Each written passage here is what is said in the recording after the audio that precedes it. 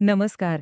आज आपण जगातील दोन खूप महत्वाच्या देशांबद्दल बोलणार आहोत, त्यांचं स्थान आणि विस्तार. आणि हो, बोर्ड परीक्षेच्या अभ्यासासाठी हा विषय अगदी महत्वाचा आहे, त्यामुळे लक्ष देऊन ऐका. तर मग सुरुवात एका छोट्याशा गमतीने करूया काय. समोर दोन देशांचे ध्वज दिसतायत. बघा बरं, ओळखता येतायत का? आपण याच दोन देशांबद्दल आज सविस्तर जाणून घेणार आहोत. पहिल्या देशासाठी काही हिंट्स आहेत. हा देश मसाल्याच्या पदार्थांसाठी जगभरात प्रसिद्ध आहे. आणि इथे क्रिकेट हा फक्त खेळ नाही, तो एक धर्म आहे. लोकसंख्येमध्ये जगात दुसरा क्रमांक लागतो. बरोबर ओळखलत, आपला भारत. आता वळूयात दुसऱ्या देशाकडे. हा देश ओळखला जातो तो त्याच्या सांबा नृत्यासाठी.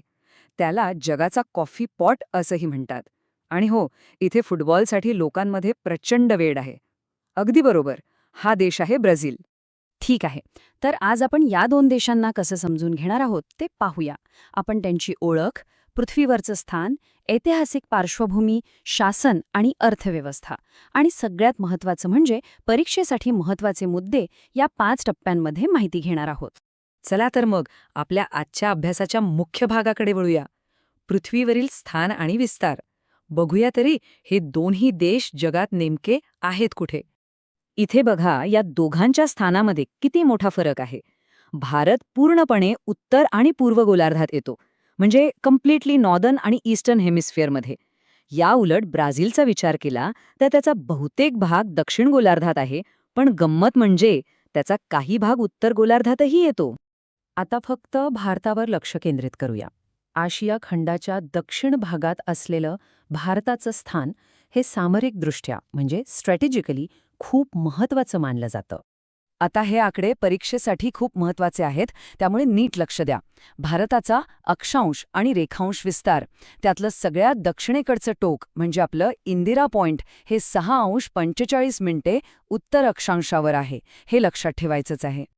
आता तसंच ब्राझीलचं पाहूया. त्याचा अक्षांशीय विस्तार विषुववृत्ताला ओलांडून जातो आणि तो पूर्णपणे पश्चिम गोलार्धात आहे, म्हणजे वेस्टर्न हेमिस्फिअरमध्ये. पुन्हा एकदा, हे आकडे आणि ही माहिती परीक्षेच्या दृष्टीने महत्वाची आहे. ठीक आहे, भूगोल तर पाहिला. आता जरा इतिहासात डोकावूया. या दोन देशांचा आजपर्यंतचा प्रवास कसा होता? आश्चर्य वाटेल, पण त्यांच्या इतिहासात काही गोष्टी खूप सारख्या आहेत. इथे बघा, किती इंटरेस्टिंग आहे हे. दोन्ही देश पारतंत्र्यात होते. ब्राझील पोर्तुगीजांच्या तर भारत ब्रिटिशांच्या, पण दोघांचा काळ वेगळा होता. ब्राझील 1822 मध्ये स्वतंत्र झाला, तर भारत 1947 मध्ये. आणि स्वातंत्र्यानंतरचा काळही सोपा नव्हता. भारताला युद्धांना आणि दुष्काळाला सामोरं जावं लागलं, तर ब्राझीलमध्ये 50 वर्षांहून अधिक काळ लष्करी राजवट होती. म्हणजे दोघांचाही संघर्ष मोठा होता. बरं, इतका मोठा ऐतिहासिक प्रवास करून आल्यानंतर आज या देशांची ओळख काय आहे, त्यांची शासन पद्धती आणि अर्थव्यवस्था कशी आहे? चला तेच जाणून घेऊया. एवढ्या सगळ्या संघर्षांमधून जाऊन सुद्धा भारत आणि ब्राझील आज जगातील प्रमुख विकसनशील अर्थव्यवस्था म्हणून ओळखले जातात.